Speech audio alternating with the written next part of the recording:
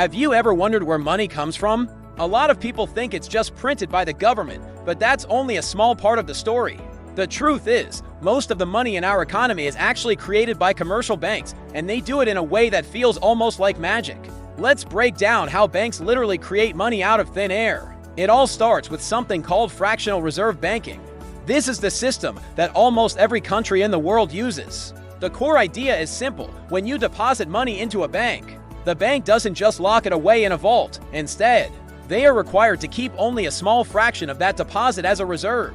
This reserve requirement is set by the central bank, like the Federal Reserve in the US. Let's say the reserve requirement is 10%. So, imagine you deposit $1,000 into your bank account. The bank is required to hold on to $100, which is 10% of your deposit. What happens to the other $900? The bank doesn't just let it sit there. It lends that $900 out to someone else. Maybe it's a loan for a small business, a car loan, or part of a mortgage. Now, here's where the magic really happens. When the bank makes that $900 loan, the borrower doesn't usually get a stack of cash. Instead, the bank simply credits their account with $900. Suddenly, there's new money in the system.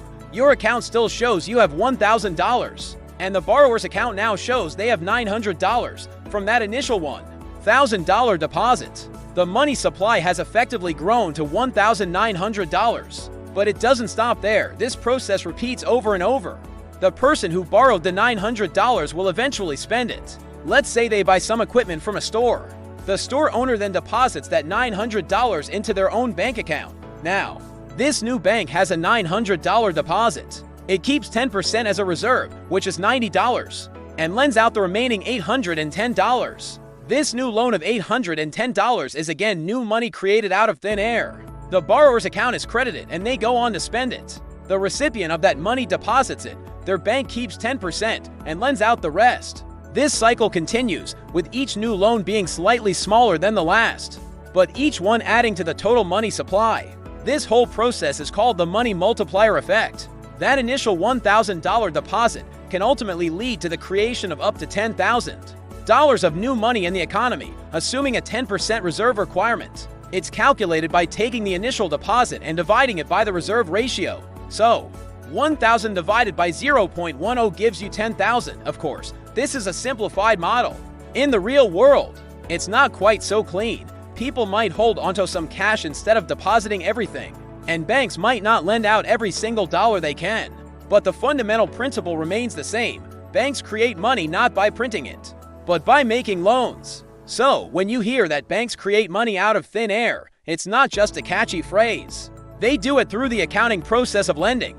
The money we use every day, the digital numbers in our bank accounts, is largely a product of this credit creation cycle.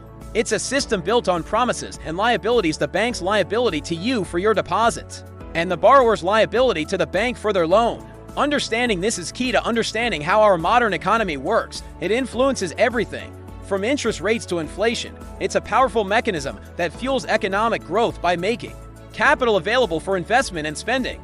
But it also comes with risks, which is why central banks play a crucial role in regulating this system to keep it stable. So the next time you use your debit card or see a loan being approved, you'll know that you're witnessing the fascinating and often invisible process of money creation in action. It's a fundamental part of the financial world we all live in. Thanks for watching. If you found this interesting, don't forget to like this video and subscribe for more explanations of how the world really works. See you next time.